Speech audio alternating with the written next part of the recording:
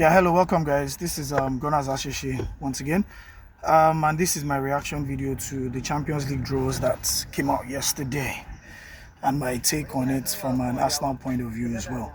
Um, Very interesting draws, very interesting draws. And first thing I think I should say is you that's actually the reward for putting in your best from start to finish in the group stage, where you probably get to meet clubs from on different levels, the top teams, the middle tier teams, and the so-called maybe lower tier teams, if you can call them that.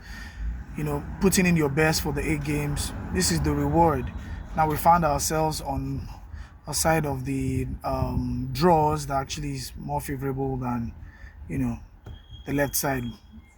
But I think what actually also happened is the other teams, most of the bigger teams didn't do too well in the group stage, and unfortunately they found themselves all clumped up into the same area. At the end of the day, they all have to face one another now, so which is good for us anyway.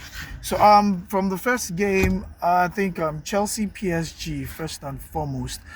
I think this will be a very interesting game. This is like a replay of the World Club Cup finals that transpired the other time, that I think PSG actually got stunned and were surprised by what Chelsea did to them.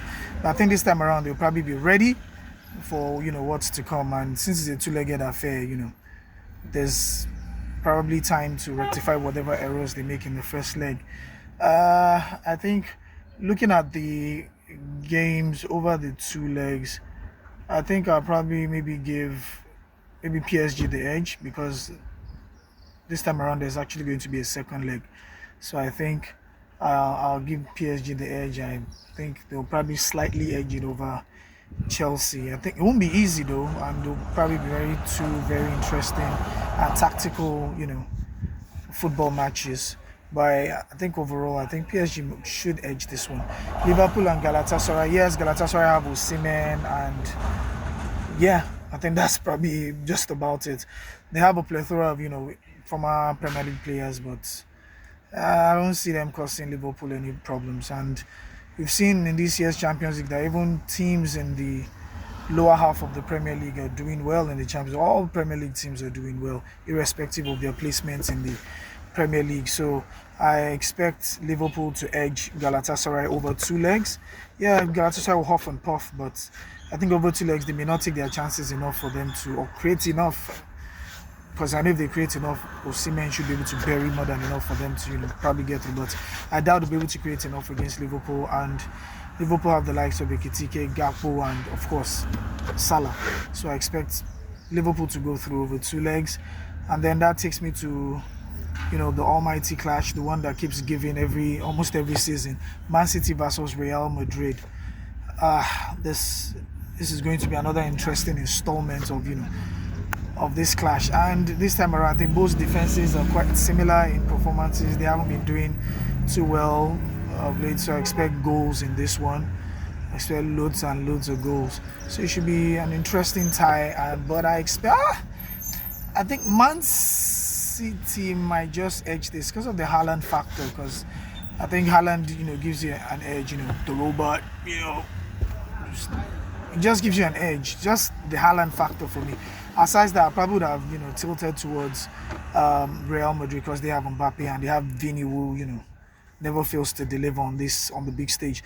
But I think over 2 legs, Man City should probably edge Madrid, and it may not even be close. You'll be surprised, because their defenses are quite bad, and one team might not put away their chances on the day, and the other one will probably put away more of their chances, and before you know it, you have a wide margin in the aggregate scoreline. So I think Man City I believe should edge this one. Then Bayern I feel should, I think they're playing Olympiacos, so I don't think there's any point really talking about this one. Bayern should go through. They'll probably win both legs and go through unscathed. Then moving over to the other side, we'll have Barcelona and Newcastle. This is going to be a very interesting one, because due to the high line Barcelona play, any team will have a chance. Any team that has fast forwards stands a chance against Barcelona. And if you now have a good defense, then you probably stand a very good chance of getting through. I think Newcastle have a reasonably good defense, but any team that comes against the likes of Lamine Yamal, and Lewandowski and Rafinha and Rashford. You expect them to score goals as well. So, but if Newcastle can be resolute in defense and take their chances, because Barcelona will give you loads and loads of chances. So if they can do that, let me see. The fact that they are not experienced enough, I think Barcelona might just edge this one. But I think they'll just about edge this one. I was going to tilt towards Newcastle because of the Gordon factor, but I think Gordon has, played at this kind of level before, and that might get to them. So I think over 2 legs, I expect Barcelona to probably go through. And the new camp factor as well, I think that will probably see them, edge this one. And then moving on to the next one, I think we have also who are those that we have there? I think we have Bodo Glimt and Sporting Lisbon. This is going to be an interesting one as well. Two teams that probably should go or have an opportunity to get to the quarterfinals, which is very good for the competition, I must say. So I think they should go toe to toe, full throttle against each other. They have nothing to lose here. They've already probably exceeded expectations in the case of Bodo Glimt already. So I think they should just go. And they play a really beautiful brand of football. So they aren't lucky to get here. They've beaten the likes of Man City, beating... Who else did they beat? They beat Inter. I think who else? I think they beat one other team. I can't remember off the cuff right now. But they've actually earned their place. And, they're actually a good side. And that plastic pitch also plays a huge role in performances of, elite teams who are probably used to playing on natural turfs. So over 2 legs, because of the Bodo plastic pitch factor, I must say, it plays a huge factor, as I think a lot of teams have found out. I think Bodo might edge this one. I think their fairy tale, the Champions League will probably continue into the quarterfinals. I think I expect them to edge this one.